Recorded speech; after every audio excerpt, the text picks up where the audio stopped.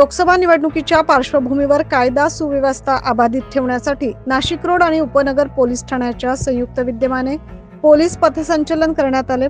आज गुरुवारी सकाळच्या सुमारास संपूर्ण नाशिक रोड शहरात मोठ्या प्रमाणात पोलीस फौज फाट्यासह पोलिसांकडून संचलन करण्यात आले।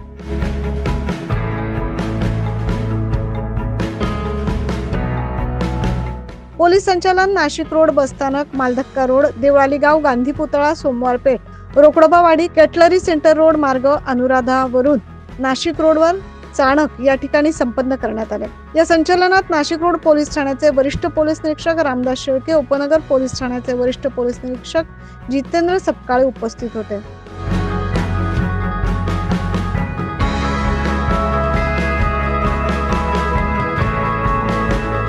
या पथसंचलनात नाशिक रोड पोलीस स्टेशनकडील 20 पोलीस अंमलदार, 34 होमगार्ड, उपनगर पोलीस स्टेशनकडील 17 पोलीस अंमलदार व CISF फोर्सचे 2 अधिकारी, 48 अंमलदार, RCP पथकाचे 2 अधिकारी, 18 अंमलदार असे एकूण 8 अधिकारी, 103 पोलीस आणि 63 होमगार्ड सहभागी झाले होते।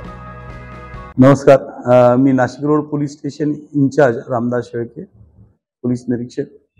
आज आम्ही उपनगर आणि नाशिक रोड या भागातून थोडासा सेन्सिटिव्ह एरियातून रूट मार्च घेतलेला आहे। रूट मार्च करता 2 PI, 3 अधिकारी व 104 कर्मचारी हजर होते। त्यामध्ये paramilitary force, CISF, RCP, police स्टेशनचे कर्मचारी, होमगार्ड हे सर्व सामील होते। हा रूट मार्च घेण्याचा उद्देश असा आहे की निवडणूक सुरू होणारच आहे, काही दिवसामध्येच आचारसंहिता लागू होईल।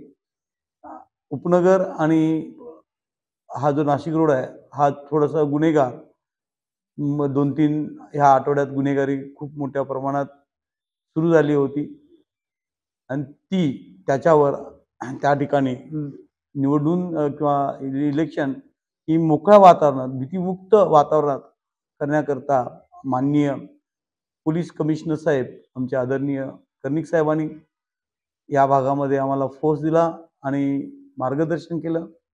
DCP श्रीमती मोनिका राऊत, ACP साहेब, आमचे नाशिक रोडचे बारी साहेब यांच्या मार्गदर्शनाप्रमाणे त्यांनी केलेल्या पॉईंटप्रमाणे आम्ही आजची ही जी रूट मार्च घेण्यात आलेला आहे, हा रूट मार्च करता एक चांगला संदेश नाशिक रोड भागामध्ये दिलेला आहे की आपण भयमुक्त आणि मोकळ्या वातावरणात निवडणूक लढवायची आहे।